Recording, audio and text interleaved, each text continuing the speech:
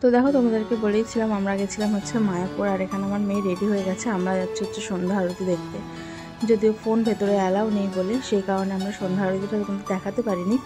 আর এটা হচ্ছে আমাদের মন্দিরের পাশেই একদম আমাদের ঘর নেওয়া হয়েছিল। আমাদের খুব ইচ্ছা ছিল যে মন্দিরের ভেতরেই নেব, তো একজন বললো যে বাইরে থেকে নাকি 12,000 মতন দর্শনার্থী এসছে, তারাই তোমার ভেতরে থাকবে, সেই কারণে তোমার আর আমরা ভেতরে থাকার সুযোগটা পাইনি। নেক্সটবার নিশ্চয়ই ভেতরে গিয়ে থাকবো। অনেকটা শখ ছিল, অনেক আশা ছিল অনেক দিনে যে মায়াপুর যাব, কার্তিক মাসে দীপদান করব, তো সেটা আমি পেরেছি, সেটা তাতেই আমার শান্তি। আরেক জায়গায় যাওয়ার ইচ্ছা খুবই আছে, জানি না গোবিন্দ আমাকে কবে টানবে, তো যদি টানে আমি নিশ্চয়ই যাব। আর এখানে যদি ঠাকুর না টানে তাহলে তো আমার যাওয়ার আর কোনো উপায় নেই না। আর এখানে দেখো যাচ্ছিলাম যখন তখন দেখছিলাম এখানে কীর্তন হচ্ছিল, এখানে কীর্তনটা দেখে দাঁড়িয়েই পড়েছি যে সন্ধ্যা আরতি ভেতরে হচ্ছে সেখানে যাব, সেখানে আর আমাদের হুঁশ নেই, আমরা এখানেই দাঁড়িয়ে পড়েছি।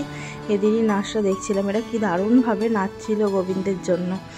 তো আর হচ্ছে তোমার এখানে দেখতে দেখতে তো ওই দিকেও লোক অনেক চলে যাচ্ছিল, তো ভাবছিলাম যে ওদিকে যাব, কিন্তু মনে হচ্ছে না এখানে আমি দাঁড়িয়েই থাকি।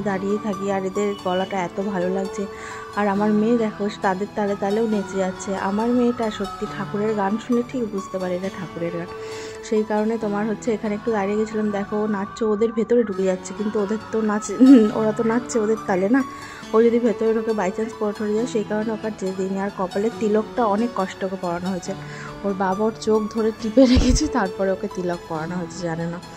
তো তারপরে হচ্ছে আমরা এখানে একটু দাঁড়ালাম, দাঁড়িয়ে তারপরে ভেতরে গেছিলাম। দুর্ভাগ্যবশত যদি ফোনটা নিয়ে যেতে দিত নিশ্চয়ই তোমাদের সন্ধ্যা আরতিটা আমি শেয়ার করতাম, কিন্তু দেয়নি ফোন নিয়ে যেতে ভেতরে। তবু অনেকে লুকিয়ে লুকিয়ে নিয়ে গেছে, ঠাকুরের স্থানে মিথ্যে কথা বলে নিশ্চয়ই ফোন নিয়ে গেছে। ওরা বারবার জিজ্ঞেস করছিলো ফোন আছে, তো তুমি যদি না বলো তো নেই, এবার তুমি যদি লুকিয়ে নিয়ে যাও ওদের তো আর কিছু করার নেই না। তো অনেকেই নিয়ে গেছিলো। আর হচ্ছে তোমার ভেতরে ওর বাবা, আমি ঢুকেছিলাম, ওর বাবা যোগী হতে পারিনি কারণ জুতো আর ফোন ছিল ওর বাবার কাছে। তো আজকে সকালবেলায় হচ্ছে আমরা গেছিলাম ফোন সব রেখে। আর হচ্ছে দেখো এখানে হচ্ছে দীপ জ্বালিয়ে দিয়েছে, যেহেতু কার্তিক মাস তারপরে দীপাবলি, সেই কারণে। আর হচ্ছে তোমার এখানে হচ্ছে এত দারুণ লাগছিল এই জায়গাটা, মানে ঢুকতেই যেন একটা শান্তির জায়গা, এত সুন্দর এই জায়গাটা, মনে হয় এখানেই যেন দাঁড়িয়ে থাকি।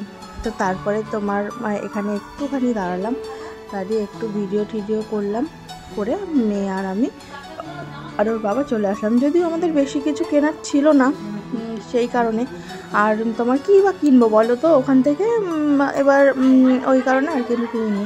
এখানে হচ্ছে গৌনিতাই ছিল, তো খুব সুন্দর জায়গাটা, সত্যি বিশ্বাস করো মন ভরে যায় এখানে গেলে, একটা শান্তির জায়গা। তো কালকে যেহেতু ওর বাবা যায়নি, আর সকালবেলা যখন ওর বাবা গেছিলো মঙ্গল আরতি দেখতে, তখন ওর বাবা বলছিল বনি সত্যি কী দারুণ জায়গা, খুব সুন্দর লাগলো। তো যে এই জিনিসটা দেখবে সেই এর মর্ম বুঝবে, আর যারা না দেখেছে তারা এর মর্ম বুঝবে না। তো ভিডিওটা আজকে এইটুকু, কেমন লাগলো অবশ্যই বলো।